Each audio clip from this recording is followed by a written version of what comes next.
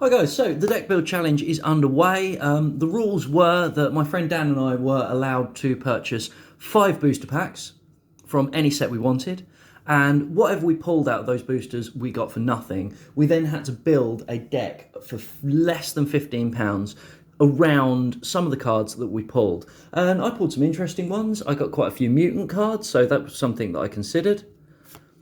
I got a few Dogmatica cards, and Dogmatica's fairly high up the tier list, so yeah, that was something that I really did think about as well. With the unban of the Rusty Knights of Bardishi, I pulled a Phantom Knights card, and so yeah, Phantom Knights is something I considered, and I thought that the dual avatar cards looked really cool as well, so that was something that I also looked into. But my really, really good pulls that I got, I feel, were the virtual world pulls. I managed to pull a copy of Nyan Nyan, a copy of Gigi, a copy of Jar Jar, and the one that I was really, really happy with was I got a copy of Virtual World Maiheim Lulu. This on its own is a £16 card on eBay, so that would have blown my budget out straight away. And so to get that as a pull, really, really happy with that. And I thought, Virtual World, right at the top of the list.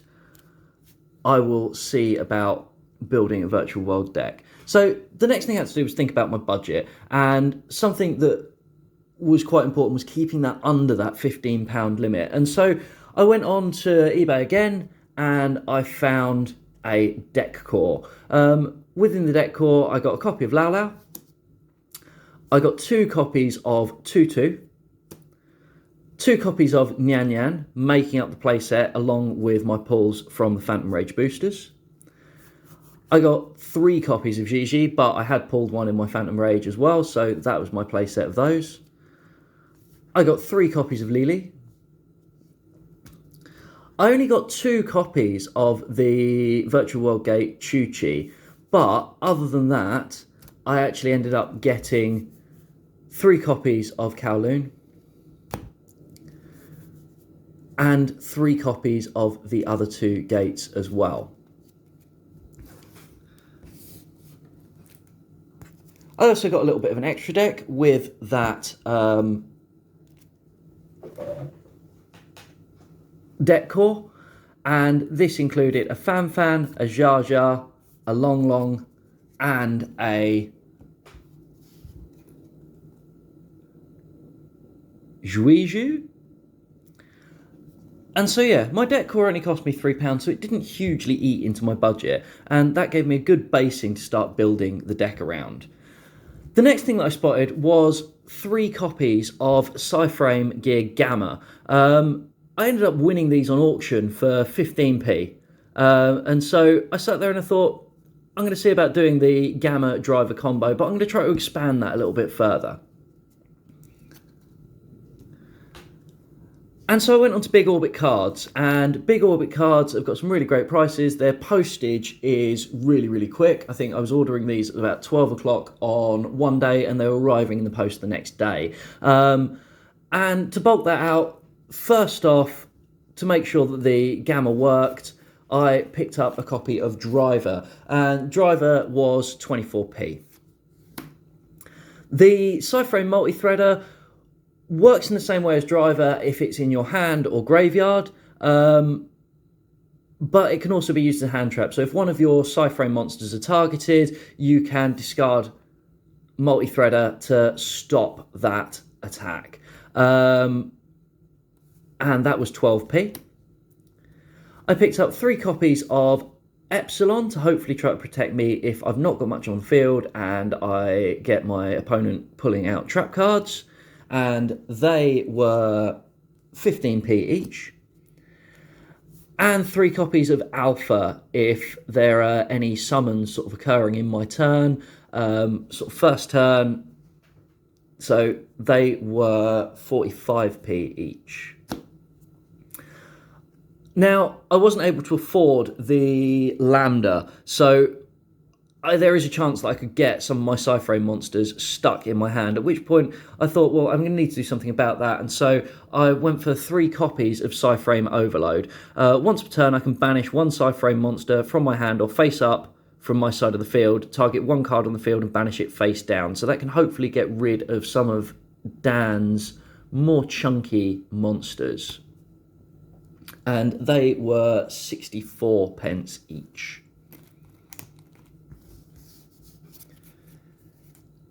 Continuing with my purchases from Big Orbit Cards, I knew that the Lulu was quite an important card. If this card is in your hand, you can target one virtual world card you control, send one virtual world card with a different type, monster, spell, or trap, from your deck to the graveyard, and if you do, special summon this card. So, standard effect of most of the virtual world monsters. Then you can special summon one virtual world monster from your graveyard in defense position. So hopefully that's going to allow me to turbo into some of the level 9 monsters. It is a tuner, and so it is going to get me my synchro monsters out of my extra deck. And I went and got 2 copies of those, and they were 18 pence each.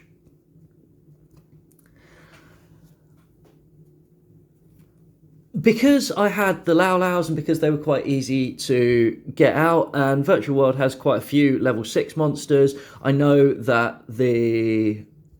Where are we?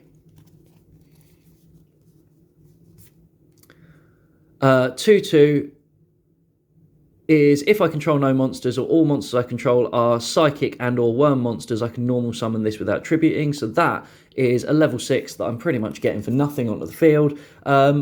I wanted to make sure that I had a decent number of level 6 XYZ monsters, and so I got a second copy of Fan, and this cost 85p. I got pretty lucky going onto eBay again, I managed to get a copy of Virtual World Shen for £4. Now this averages usually between £7, £8, £9, something like that, so to pick this up for £4 I was pretty happy with. I then needed to try to build up a decent extra deck, and I knew that my budget was starting to run a little bit short, and so I have tried to be a little bit tight on my extra deck monsters. Genitor Transversa is generally a fairly useful card. It's sort of a decent mid-game card, and it's something that can hopefully really start to mess up some of your opponent's strategies. It protects monsters that it points to, and it allows you to switch control of monsters that it points to as well. So if you've got this in your extra monster zone, you can nick out one of your opponent's monsters for one of your own. And if you've got something that's a little bit useless or a little bit low attack, like some of my Psy-Frame cards, then hopefully the Genitor Transversa is going to do a little bit of damage, cause a little bit of disruption. And the Genitor Transversas were 12 pence each. Still on Big Orbit Cards, I got myself a Decode Talker. It's a fairly sort of staple card in a lot of decks, and it's certainly a fairly staple card in a lot of my decks. It allows you to discard a card that it points to for a negate, which can hopefully mean that you may be able to discard one of your opponent's cards. And potentially you've got 1, 2, 3 arrows adding 500 attack for each time it points to a monster, which could potentially pull you up to a 3,800 attack monster. So yeah, Decode Talker, fairly sort of essential, and that was 12p as well. I got another copy of Jar Jar so that I had a full play set of 3 in my extra deck, and again, Jar Jar off Big Orbit Cards was 12 pence.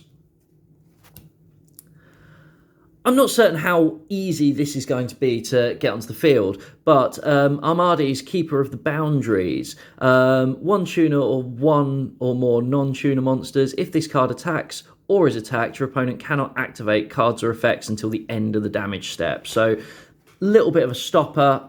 I'm pretty pleased with that, and that was 93 pence. So the last card in this deck was Draco, Berserker of the Tenure. I actually picked up 3 copies of this for £2.25 because I kind of wanted to put a couple of copies in a few of my other decks. And so 3 copies of £2.25 means this cost me 75p. This is a really, really nice card. When your opponent activates a monster effect, you can banish it. If this attacking card destroys an effect monster by battle and sends it to the graveyard, this card gains attack equal to the destroyed monster's original attack. Also, it can make a second attack on a monster during the battle phase. So this is probably going to be one of my sort of end game cards. This is going to be one of my finishers. Really, really good card. Well happy with 75p for it. I have, however, if you've been following the figure down the bottom, gone 10p over budget. So I am going to need to lose something. And I'm sitting there and I'm thinking I'm probably going to lose one of the Janitor Transversers. So I'm going to drop 12p's worth out of the deck, and that brings my total deck cost down to £14.98. And that's £14.98 for a 1, 2, 3, 4, 5, 6, 7, 8, 9, 10, 11, 12 card extra deck and a 40 card main deck. And so we're going to see how that performs against whatever Dan brings on Saturday. I hope you've enjoyed this video. Let me know what you think of my super budget virtual world deck in the comments below. And I'll see you guys in the next video when we start playtesting this.